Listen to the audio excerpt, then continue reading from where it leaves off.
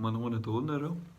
Araka ny efa noteneniko tamin'ny herinandro dia hanomboka isaky ny alatsinainy zaho hanao vidéo fampianarana teny anglisy.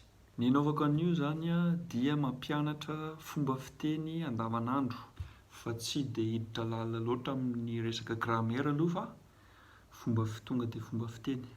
Ny fomba fiteny androany dia hoe I can't wait. I can't wait. Dikan'izany dia hoe tsy androko, na raha amin'ny teny frantsay j'ai hâte.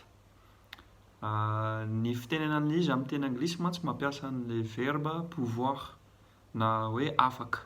Donc raha ohatra ka izy no tianao tenenina fa tsy hoe za, dia lasa hoe he can't wait na hoe she can't wait. Na raha ohatra hoe itsika dia hoe we can't wait. Zay zany le fomba fitenenana azy ovaina fotsiny ny sujet izay manao an'ilay verbe. Ary raha ohatra ka izany atao anatin'ny fehezanteny dia afaka manao hoe I can't wait for summer.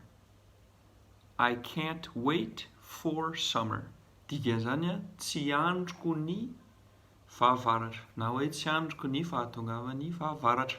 Karakory jiaby nareo saotra nijery ny vidéo teo fampianarana teny anglisy izay hatao isaky ny alatsinainy amin'ny YouTube ihany no manao an'io. Amin'ny Facebook ilay vidéo mahazatra ireny ihany ny ataoko fa amin'ny YouTube no anaovana an'ilay vidéo fampianarana teny anglisy. Donc asio j'aime ilay page mitovy ihany ilay anarana any hoe vazaha amin'ny teny gasy misoratra marina daholo.